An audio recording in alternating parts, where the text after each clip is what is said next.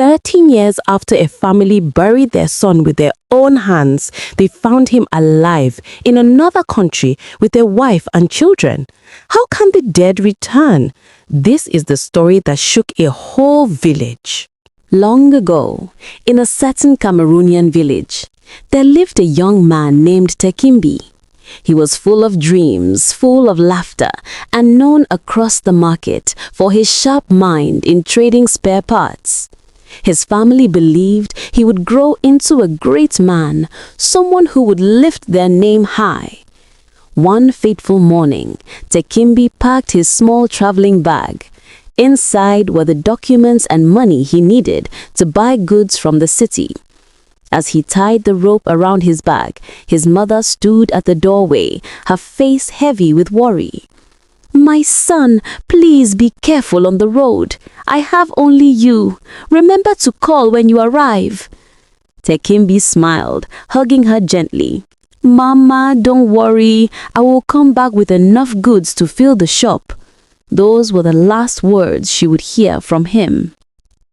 At the bus park, the air was noisy with conductors shouting and traders bargaining. Tekimbi found his seat, greeting the passengers around him. Some were farmers, some traders, some simply visiting relatives. Everyone looked tired but hopeful for safe travels. The driver started the engine and soon the bus sped on to the long highway. At first, the journey was filled with laughter and chatter. But not long after, the sky changed.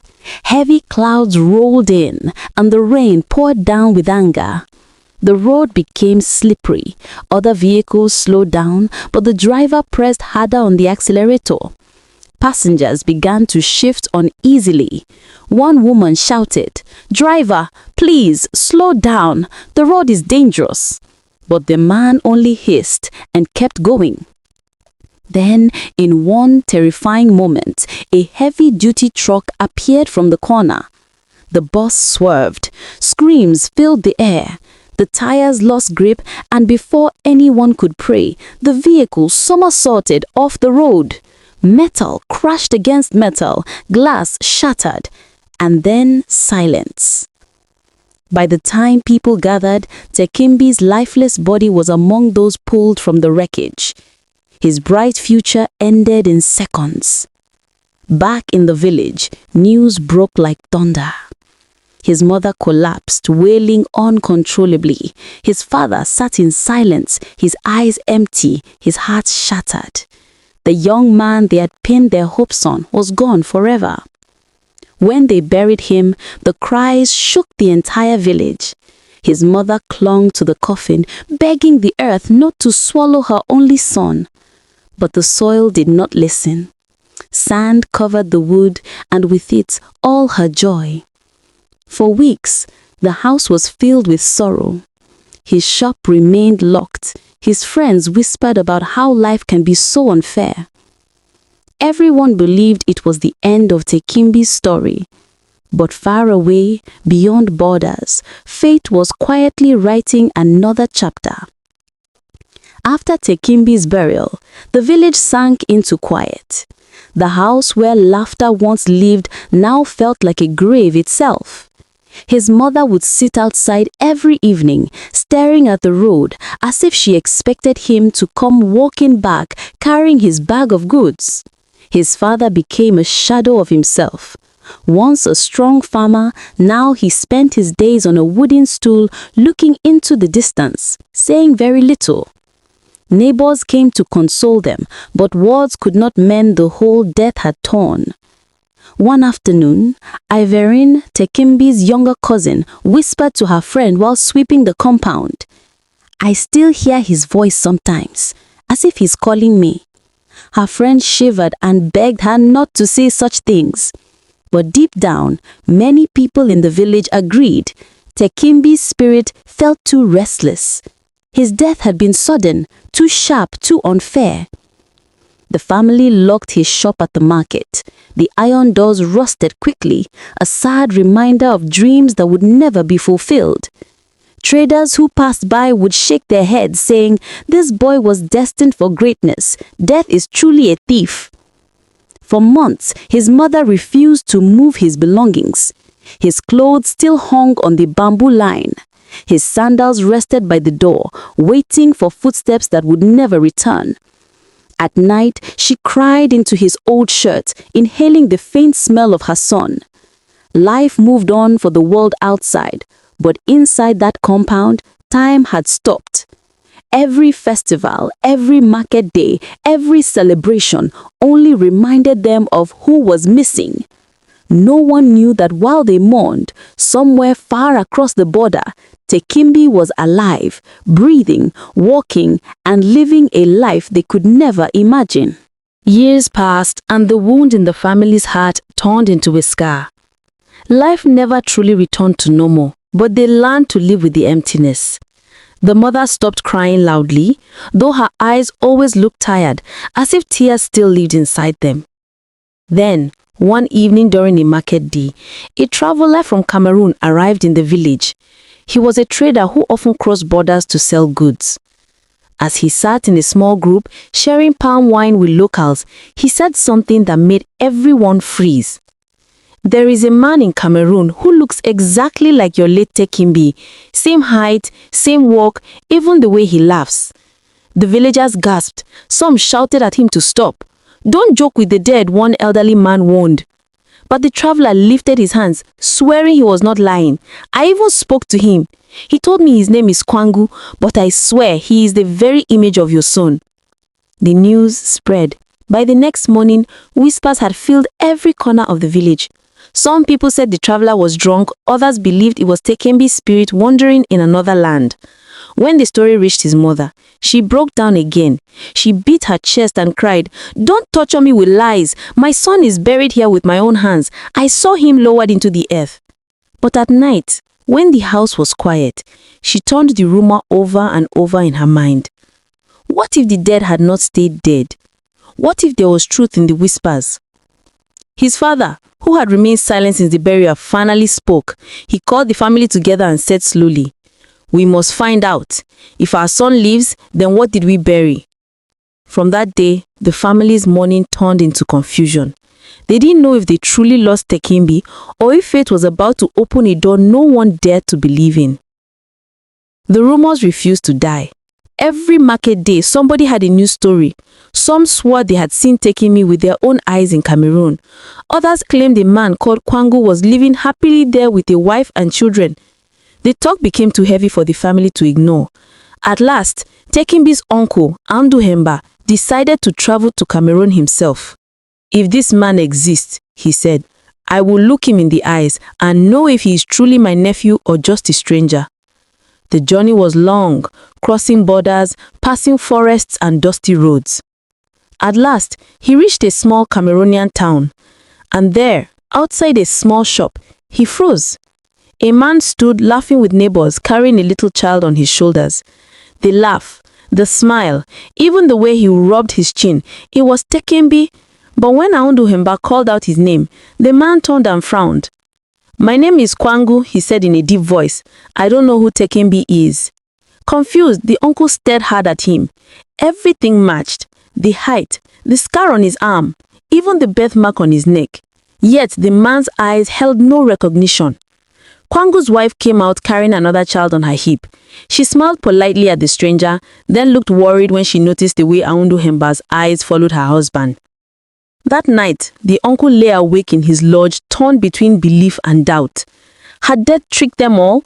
Or was this simply a man who shared Tekimbi's face? When he returned to the village, his report shook the family. "I saw him. It is Tekimbi, but he swore his name is Kwangu and he has a wife and children." The mother wept, clutching her wrapper tight. "So whose body did I bury? Who was the boy I cried over?" And from that moment, fear entered the family. Some said Tekimbi had truly died and his spirit had been reborn elsewhere. Others whispered darker things, that maybe he had never died and what they buried was only a shadow. The line between life and death had broken and nobody knew where the truth stood. When Uncle Ondo Hemba shared what he saw, the whole village caught fire with gist. Everywhere you turned, people were whispering about Tekimbi. Some said it was truly him, alive in Cameroon. Others argued it was an evil spirit wearing his face. A few even believed it was witchcraft, that someone had exchanged his destiny and planted another body in the grave. Old Mama Uwam, the village herbalist, shook her head and muttered, "If a dead man is walking in another land, then something is wrong with the earth itself." Children were warned not to pass near Tekimbi's old house at night. Women fetching water at the stream whispered as they balanced their pots. Even the market women who once loved him now crossed themselves whenever his name was mentioned. But for his mother, it was no longer gossip, it was torment. She would sit under the mango tree, rocking herself and saying, "My son is alive. I can feel it in my chest. But why is he denying us?" His father grew restless. The quiet man who once kept his pain hidden now snapped at everyone. If he is alive, then he must explain himself. A man does not let his family bury him and walk away as if we are nothing. The rumors grew so loud that finally the family decided they could no longer sit in confusion. They would go back to Cameroon together this time and confront the man they called Kwagung. The villagers held their breath. Some feared the journey, warning them not to disturb the spirit world. Others encouraged them, eager to hear what truth lay beyond the border. And so, with heavy hearts, Tekimbi's family prepared for the road. The morning they set out, the air in the compound was heavy. Neighbors gathered, some to pray for them, others to satisfy their curiosity. Everyone wanted to know what truth awaited across the border. Tekembi's mother tied her wrapper tightly, carrying a small bag with his old photograph inside. His father walked ahead with a stern face, refusing to speak. His younger sister wept silently, clutching her mother's hand. Before they left, an elder pulled them aside and warned, "What you are chasing may not be human. If you find him, be careful. The dead do not return without reason." Those words remained with them as they boarded the bus. The journey was long. Dusty roads, police checkpoints, endless stretches of bush. They hardly spoke to each other. Each person carried their own storm of thoughts. At one checkpoint, a soldier noticed the mother's trembling hands. He asked kindly, "Mama, where are you going?" Her eyes filled with tears as she whispered, "To find my son or his ghost." The soldier frowned but said nothing more. As they crossed into Cameroon, the family's hearts beat faster. Every tree, every strange face seemed to carry a sign. The mother prayed under her breath, begging God to give her strength, whether she met her son or a stranger. Finally, after many hours, they reached the town the uncle had described. Children playing in the street, traders shouting, motorbikes rushing past. But all the family could see was one house at the corner, painted pale blue. The uncle pointed. "That is where I saw him. That is where Kwagung lives." The mother's knees almost gave way. She gripped her daughter's arm, whispering, "If it is him, will he know me? Will he call me Mama again?" The father clenched his fists and stepped forward. "We will know today." And so they walked towards the house, carrying years of grief, fear, and unanswered questions. The family stood before the pale blue house, their hearts beating like drums. Children played nearby, but even their laughter sounded far away. The father knocked firmly on the wooden door. For a moment, silence. Then footsteps. The door creaked open. And there he was, Tekimbi, alive, breathing. Older, broader in the shoulders, but unmistakably the same son they had buried years ago. The scar on his arm, the same deep eyes, the same way his lips parted in surprise. His mother staggered forward, her hands shaking. "Tekimbi, my son, my blood." But the man stepped back quickly, his face tight. "No, you are mistaken. My name is Kwagung." His voice was calm but cold. He looked at them as though they were strangers, begging at his door. The mother fell to her knees, wailing, "I carried you 9 months in my womb. I washed your body with these hands. You are my son. Look at me." Kwagun's wife appeared, holding their child. Fear filled her eyes as she pulled the little one closer. "Who are these people? Why are they shouting my husband's name?" Neighbors gathered, curious. Some said, "It is truly Taking B." Others argued, "No, this is a different man. Leave him alone." The father stepped forward, his voice shaking with anger. "Man or boast, answer me. If you are not my son, why do you carry his face, his marks, his very soul?" Kwagun's eyes flickered, just for a second, but then he straightened and shook his head firmly. Kwagun's eyes flickered just for a second, as though a hidden memory tried to rise, but he quickly shook his head. "I don't know you. I have never seen you before in my life." The mother collapsed to the ground, beating the earth with her hands. The villagers murmured louder. The wife carried the child inside, frightened. And there, in front of the house, the family realized something more terrifying than death. Their son was alive, yet he was lost to them. The scene outside the pale blue house grew heavier with each passing moment. The villagers pressed closer, whispering, pointing. Some shook their heads, muttering, "This is not ordinary.